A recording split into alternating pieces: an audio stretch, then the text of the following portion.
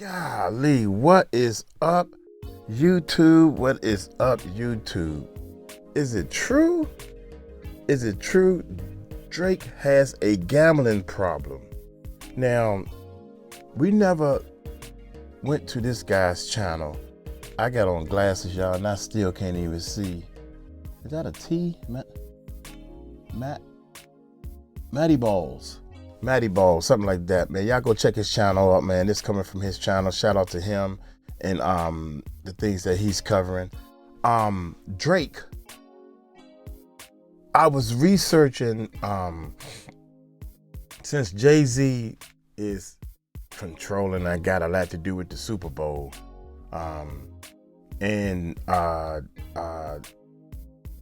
Kendrick Lamar is going to perform and Beyonce going to be there and all this stuff. Allegedly, I don't know. I wanted to know, I wanted to really understand and know what Drake take on all this, because the beef between them, I ain't even heard his diss or whatever, but apparently the word in the street is Kendrick won in there, all that type of stuff. So then I came across this. I said, let me check this out right here. Drake has a gambling problem. Y'all hit that subscribe button, hit that bell. Y'all let me know if y'all know. I got halfway through this thing and I said I'm gonna stop and go ahead and do a reaction to it, because there's a lot of information in here I didn't even know. I didn't even think about. If you have a gambling problem, well, first of all, you don't think you have a gambling problem. Like Michael Jordan thought he didn't have a gambling problem. But if you like to gamble so much, you start investing in casinos and different things, you might have a gambling problem.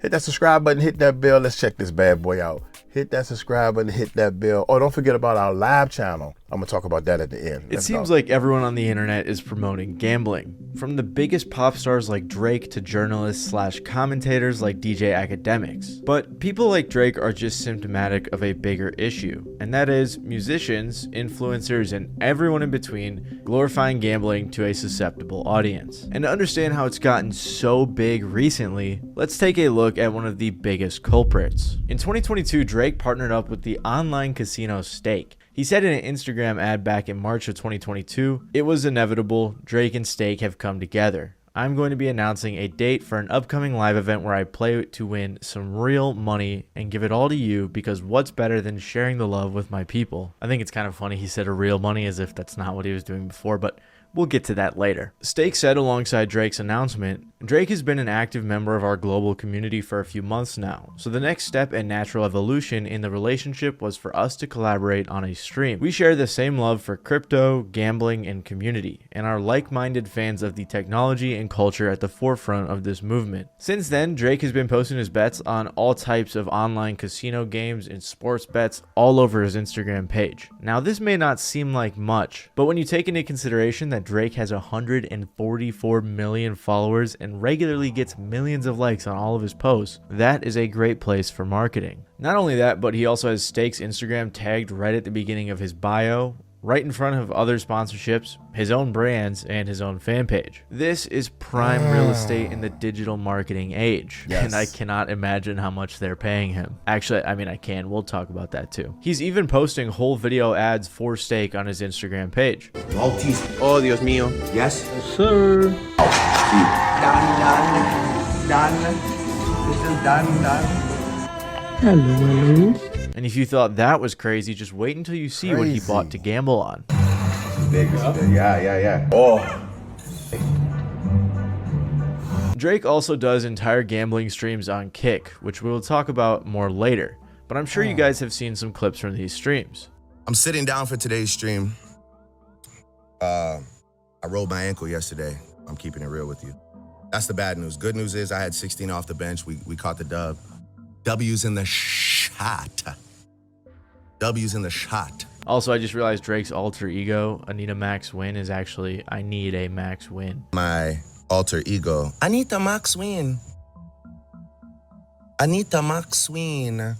Very creative, and I cannot believe he turned that into an entire character for his tour. To be fair to Drake, this partnership isn't entirely out of character. For example, he lost a $60,000 bet to French Montana back in 2016. He lost a $10,000 bet to Quavo after Quavo made a half-court shot. And apparently he lost $200,000 gambling one night in Atlantic City. So it sounds like Drake isn't too good at gambling. However, I found an article from November of 2023, and I'm not sure how accurate it is, but they said that they checked out Drake's stake profile Deep Pocket 6. I tried to check it out, but stake isn't legal here and I don't have a VPN, so sorry. But the website said that Drake had won a total of $101.9 million and lost a total of $39.5 million. Canadian dollars, that is. After all, the website said that Drake had won a total of $101.9 million and lost a total of $39.5 million. Okay, he's still in the green. After all of this, even Kendrick Lamar called out Drake's gambling problem in their scuffle earlier this year. These are just a few examples to show that Drake likes to gamble. But I mean, hey, if you got money to blow, who cares? But Drake doesn't have $1 billion to burn. And that's where the problem arises. I mean, Yahoo estimates his net worth to be $250 million, which is usually never accurate, but even if you 10 times that, he's not going to gamble away nearly half of his net worth. The reason that Drake was able to gamble $1 billion in less than a year is not because he had all that cash, but because he was playing with house money. See, what happens is Stake gives Drake money to play with. Drake posts his bets, doing these low-key adverts to his hundreds of millions of fans, and people get interested, especially when he's winning large amounts of money. We need something crazy. We need to see like at least a 20, 30 bag on his balance. Yes! Oh my God! Yes! Yes! Man, all this stuff is rigged, dog. I don't put nothing past nothing no more. All this stuff is rigged, man. I seen so much stuff. Oh man, that stuff is rigged, young. Under that table is a magnet. All that type of stuff is rigged, young. I'm trying to tell y'all. I seen it. We're tipping. Now, I don't think I need to go into science to explain how this works, but from my personal experience, and I'm sure some of you out there, when you see someone win $17 million on a bet, it kind of gets you a little excited. Maybe you want to bet some money yourself. Watching people gamble is definitely pretty fun. I mean, I love watching my friends spend hundreds of dollars at the slot machines, and when they win, it's even more exciting. But at the end of the day, the casino always wins, and good proof of that is the fact that Drake lost all of that money right afterwards. Regardless, there are a few reasons why Drake's partnership with Stake is shady. Starting off with Stake's overall shadiness. Stake is the online gambling casino that Drake is partnered with. It was created by Eddie Craven and Bijan Tehrani in 2017, two developers who had just created a company in Australia called EasyGo. EasyGo is a company that develops online casino games. Eddie and Bijan had previously created an online dice game called Prime Dice in 2013. Apparently they got into gambling through RuneScape, which is pretty funny. What's even funnier is that Eddie's dad, Jamie, is a director at EasyGo and apparently was banned from working in financial services for 5 years and jailed for 6 months. Regardless, they launched Stake in 2017 through a license in Curacao. This is very common for a lot of online casinos to get licensed through a random country, because in a lot of other countries like the United States, for example, it's not entirely legal or it's heavily regulated. So for a workaround, you just fly down to Curacao, set up shop, and you're good to go. But it was pretty funny when confronted about their headquarters, one of their partners, Trainwrecks, got kind of cooked. Trainwreck, this is their headquarters, bro, on Google Maps. This is where... Give me a second here. No, this is important. This is where Stake Casino's located, you guys. Oh my God. See. How have we gone from the argument of kids promoting and catering to kids, and now we're talking about crypto? Oh, this is the you got like can you say 100% confidently that shit. this is not a scammer business? What? Train? I mean, honestly, can you? Because anyway, by 2021, Stake had 50 billion bets, over 100,000 players, and was estimated to be worth $1 billion. And I can't even imagine what those numbers have climbed to since then, after having people like Drake sign on as partners. On top of that, Stake has also started sponsoring UFC fighters, soccer players, F1 teams, and many more big names. But you may be wondering, if online gambling is so illegal or so heavily regulated, at least by most major countries, then And how do people do it? Well, it's actually really easy. All you need to do is make an account, put a fake address, and use a VPN, which you can find for free or very cheap with ease. As for funding the account, you just gotta buy some Bitcoin, which adds another layer of anonymity, whatever, as to where the money is coming from location-wise. So basically, it's pretty easy to gamble online. I mean, you gotta jump through a couple hoops, but a lot of people think that it's worth it. You don't even have to go to the casino, the bar, or a gas station to waste your money. You can do it all from your phone. And making gambling this much more accessible most likely will cause some issues. Plus, sports betting is now legal in a lot of states in the US, which Stake has also taken advantage of. Sports betting has become one of the most common forms of betting nowadays. I mean, look at this graph. In the US, they went from less than $1 billion in revenue in 2019 to about $11 billion in revenue in 2023. And that's just revenue for the legal casinos. Apparently, there was about $120 billion bet on sports in 2023 by Americans. Again, this is legal, so like if you're using a VPN betting on some random website, they don't even count that, and a lot of people do it. And I'm sure plenty of you guys have heard people talking about parlays and bets a lot more often than you did 6 years ago. According to Business Insider, they suggest that sports betting is just a gateway drug to real gambling. So when you're sports betting on Stake, it's much more likely that you're going to switch over to their online casino and just start playing slots. Whereas if Wow, this is one thing. I never got into gambling, betting. I don't even bet my friends anything. I don't bet. I stay 100% away from that. And games. I don't even play games. I don't even watch games. I don't watch sports. None of that type of stuff. Because gambling, man, is you can get hooked and don't even realize that you hooked. Yeah. Okay, here we go, y'all. I'm sorry, I had to do something real quick. Here we go. That sports betting is just a gateway drug to real gambling. So when you're sports betting on Stake, it's much more likely that you're going to switch over to their online casino and just start playing slots. Whereas if you weren't sports betting in the first place, the likelihood goes down a ton. And the sports betting websites know this. Leah Nauer, the director of the Center for Gambling Studies at Rutgers University, said, "These companies do not make anywhere near as much money off sports wagering as they do with online casinos, but they do get their foot in the door with the sports wagering. This is why a lot of these sports betting companies have been buying up or creating their own online casinos. So Stake, a much less regulated site that you have to get to with a VPN, is definitely a little bit problematic or shady. And that's why this video is brought to you by FanDuel. That was a joke, by the way, I'm kidding. Regardless, after years of gambling there and partnering with them, Drake is pretty tight with the owners, at least when he's winning." Shout out to Eddie, I guess. Shout out to Bijan. Shout out to everybody at Stake, all the employees working hard. We do appreciate you, honestly. All jokes aside, all trolls aside, we do appreciate you. I know you guys go hard to give us an experience, even if it makes us broke. And people don't like Drake's association with Stake for a variety of reasons. First of all, the gambling streams I mentioned earlier have been extremely controversial for a while now. It used to be really big on Twitch, with platforms like Stake being some of the top dogs paying streamers like XQC and Aiden Ross big bucks to promote their website, just like they are with Drake. So now slots are basically bigger than ever this year. Sites like Stake are pumping in millions, tens of millions to get the top streamers to gamble on their website. Like basically people like XQC and Trainwrecks are full-time casino employees essentially. And basically they're part of the reason that slots are now a top 10 category on Twitch. Literally, they've had like 45 million watch hours just this month.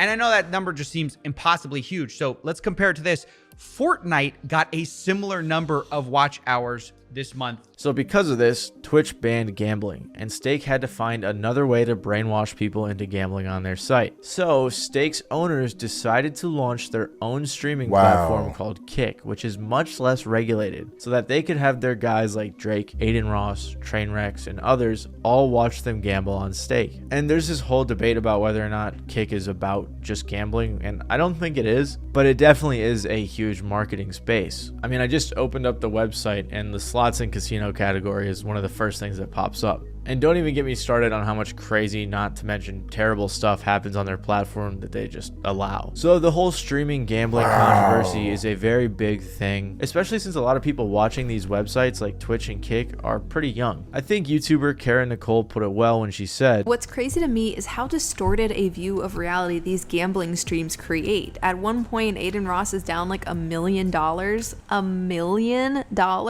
You could live off of that the rest of your life? It makes it so the wins and the losses, they don't feel real. You forget that it's even money in the first place. That makes the wins look enormous too." Another issue people have with Drake is that some people think that his games are rigged. This is a huge controversy with online gambling sites because it's hard for them to actually prove that their games are random. Some people show the code and do other things like that, but at the end of the day, you never know if the game is actually rigged or not. So some people think that the games are rigged in Drake's favor so that when they see him winning a bunch, they think that they can win a bunch too. Wow. There's no evidence for this at all. There's no cold hard proof, but I'm sure we can all agree that it definitely is in the realm of possibility. More than a realm. I feel it. Repeat it. I know it. Get around. Dude, if he got something to do with this. What did I fucking say? What did I say? What did I say?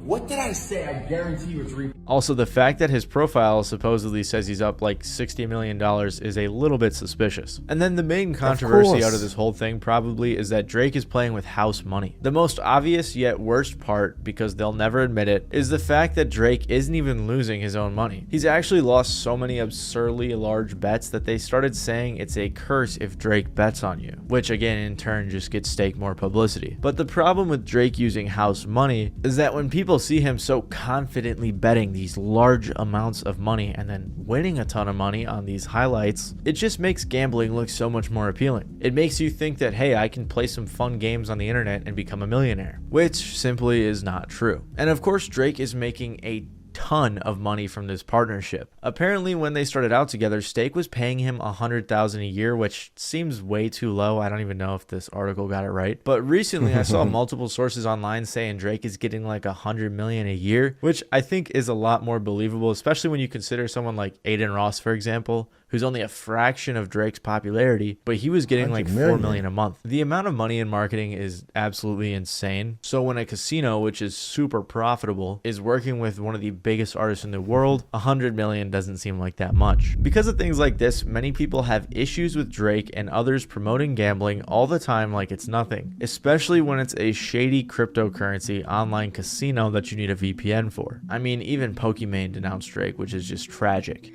When I heard Drake was involved with Stake, my heart broke. I'm gonna be honest.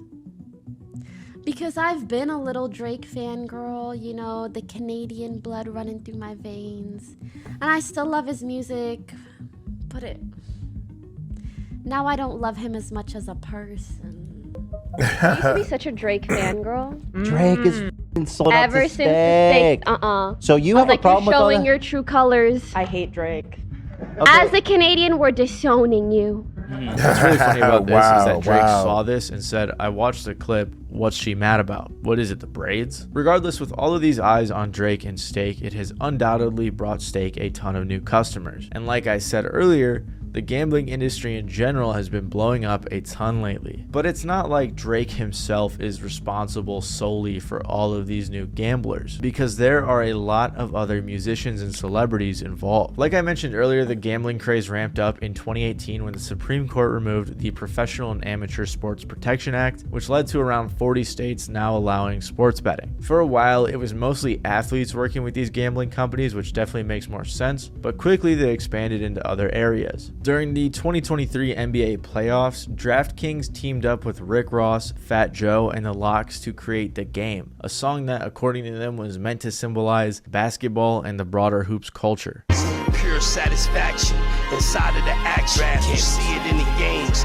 feel it in the cap. In reality, the whole song was just a double entendre for gambling. Ironically, they even make the subliminal messaging not so subliminal by flashing these sports statistics and odds on the screen in a way that kind of reminds me of Mason's brainwashing in the Black Ops 1 campaign. But that wasn't it. DraftKings later put out an ad campaign with the goal of crossing over from sports to music fans. They collaborated and put out official versions of songs with people like Dave East and others where DraftKings is directly referenced. Fresco's DraftKings song even appeared in an NBA 2K soundtrack. But DraftKings is not the only culprit. Nicki Minaj partnered up with a gambling company called MaximBet, but it shut down pretty quickly, and as Fader said, it demonstrates how fly-by-night the industry can be. Another good example of the normalization of gambling is Drake's henchman DJ Academics, who for whatever reason puts a little steak advert on every single photo he posts on Twitter, despite it always being unrelated. And what's funny about this is that he always gets community noted for undisclosed ads, which are against Twitter's terms of service. For some reason, there's also a bunch of other random Twitter pages that just throw a steak watermark on the bottom too. I really don't understand what's going on, but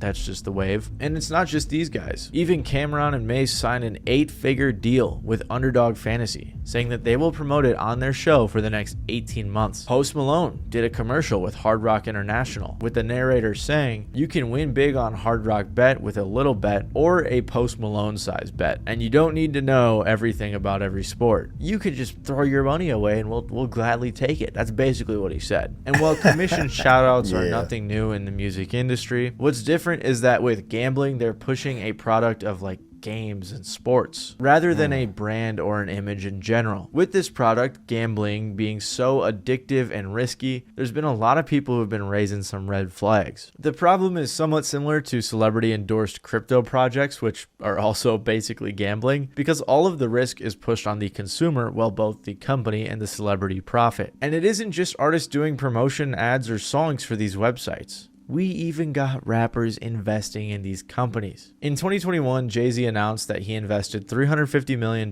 into the sports-based organization, which recently started a gambling branch, Fanatics. Jay took things even further that year by trying to open a casino with 76ers co-owner Michael Rubin and others in New York. However, some of you may remember Michael Rubin as White Diddy. And that group is still actually trying and just put in a $250 million bid to open a Caesars Palace Times Square casino. And I think this makes a little more sense than people like Post Malone doing a gambling ad because Jay-Z is a businessman. But still, the crossover is pretty crazy. And like I said, a lot of people are upset. It's gotten to the point where places like Ontario are even creating laws to ban gambling advertisements featuring celebrities who would likely appeal to minors. This is Drake's homeland, and I think I know a few people who would say that he fits that category. Regardless, at the end of the day, most people's issues with Drake and other big musicians, celebrities, or influencers promoting gambling is obviously the risk of gambling addiction. It's fairly easy for some to get addicted to gambling, which could ruin your life and your finances. Apparently, there was even this guy who sued Stake, claiming that he was a gambling addict, and said it was super easy to get on the site even though it wasn't allowed in his area. He also said that he asked Stake to deny him access to the website when he realized it was a problem, and he was still able to access it. So the rise of online gambling coupled with the pandemic has definitely caused an increase in online gamblers. And according to Yale Medicine, about 1% of Americans are addicted to gambling. As more and more celebrities, 1%? influencers, musicians, and other popular people continue to promote these unregulated websites, it's likely that it could get worse. So I guess the question is,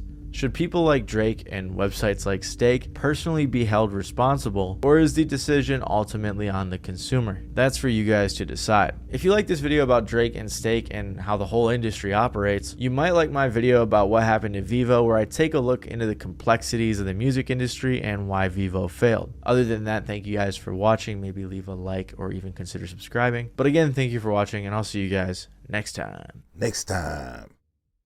Wow. I'm very glad that I did this video, because I want to do a message to people with the kids. They are pointing this stuff at the younger generations, and working a job in today's world. I want the parents to understand this. If you got 16, 17, 18, 19, 20-year-olds, that 5 year is crucial for them in working, because they see all this advertisement. They want the new tennis shoes, the jeans, the haircuts, the bling bling. They want the baddest car and all this stuff. And these little jobs out here, it's not going to get them what they want. So they start turning to other alternatives. I don't know, trying to sell drugs, trying to gamble, trying to do illegal things to earn that extra money. And as a parent, you need to be aware of this type of stuff. You need to be aware that they are pushing this sports gambling. It's easy to get they go into trying to do YouTube channels. Now that's YouTube channel, Twitch channels, doing the Instagram or any type of social media. Don't shy them away from that. You should be helping them focus on doing it because that's legal.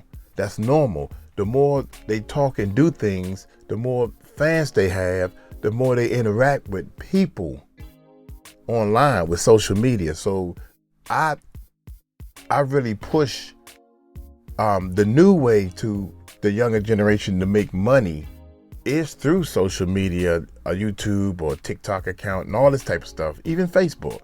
You know, we gotta look at our Facebook account. But anyway, so I just want you guys to know that, can you imagine Drake is pushing this company?